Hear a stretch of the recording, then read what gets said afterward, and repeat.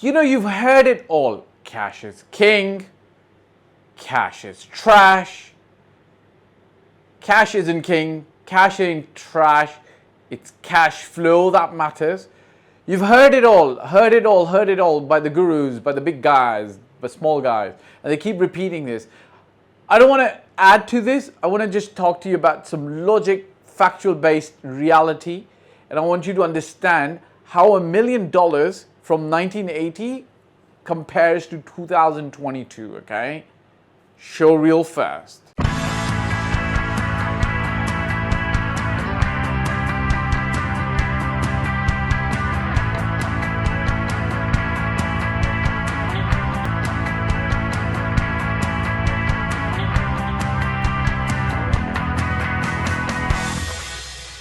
All right, guys, welcome back. So, what am I talking about? And by the way, don't forget to hit the like, subscribe, and bell icon. If you want a real estate expert to guide you through the process of buying a great property in Dubai, reach out to us. We'd be more than happy to help you out, okay?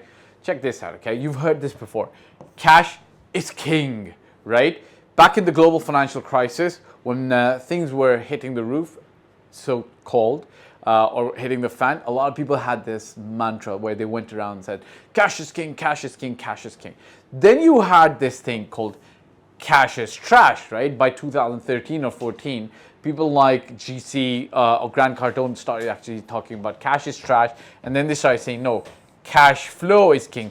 Cash flow being king is something very simple. Basically what they mean to say is you should have an asset.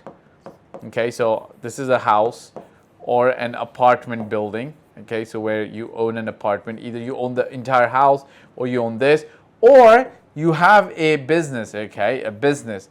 Basically the money that flows out in terms of rent or income from the businesses, they're talking about that cash flow is king, because if you just let the cash sit there, it becomes trash, and then cash flow, which means invested money actually, giving you income back, is good for you. Great. I got no qualms about it, but let's talk about it from another perspective, okay?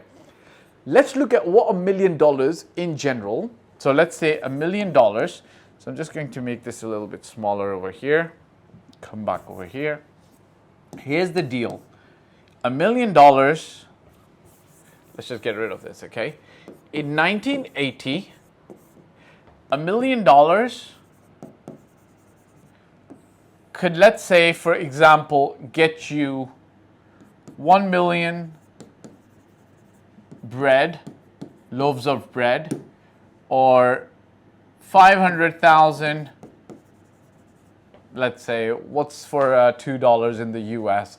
Let's say for 500,000 sandwiches, etc., etc. That's what $1 million could get you in 1980, okay? So that same $1 million today in 2022, that $1 million today, the purchasing power parity, okay? So this is what we actually call it. Purchasing power parity, which means how much actually you can buy with that $1 million today is only half.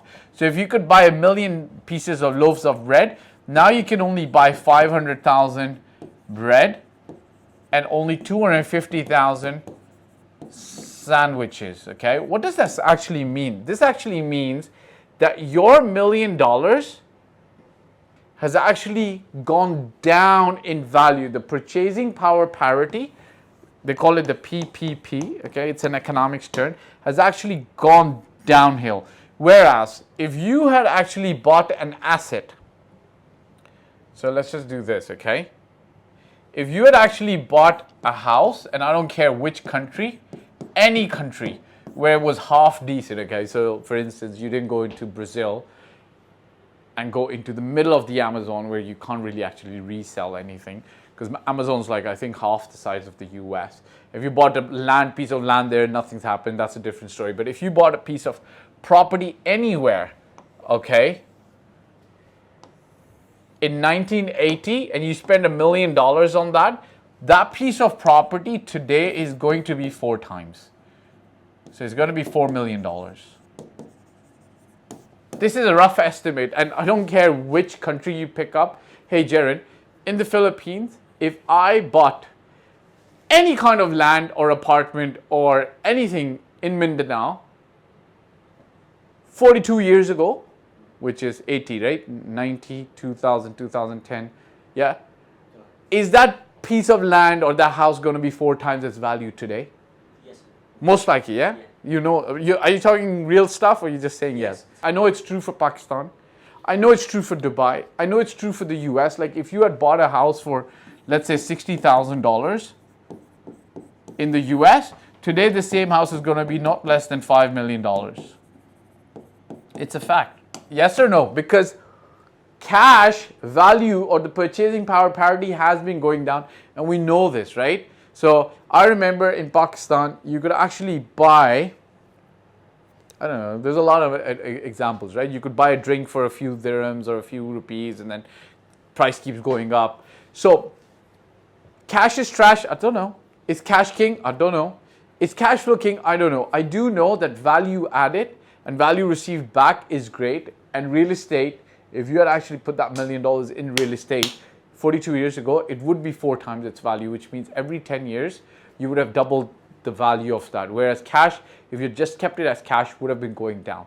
So think about that and think about the inflation that's going around you right now, and then reconsider your stance on why assets might be the way forward for you, whether it's stocks, shares, investments in other currencies like Bitcoin. I'm not a big proponent. I don't know about Bitcoin, so I don't pretend to know that or tell you or give you advice around Bitcoin, but I do know that assets that make sense are going to go up in value regardless of which way the market's about to be going pretty shortly, yeah? All right? Look, if you want expert help, there is a link below. Reach out to me. More than happy to help you. Don't forget to hit the like, subscribe, and bell icon. Ciao for now. Hey guys, thank you for watching the video. I hope you liked it. My name is Fahd Dawood. I've been doing this for 15 plus years. I started in Toronto, Canada in 2006, and since 2007 I've been based in Dubai and doing real estate in Dubai. Look, if you're looking to work with me, there's a form below and my mobile number. I do paid consulting. You can also get help from my team for services. If you like the video, press the like button, press the subscribe and the bell icon, and share it with your friends who you feel would be able to benefit from the content of this video. Last but not the least, I'll repeat, me and my team's role is always going to be to help and select the best property for you. Your role will be to invest in that property, and we will in turn invest in your life and your future. Bye for now.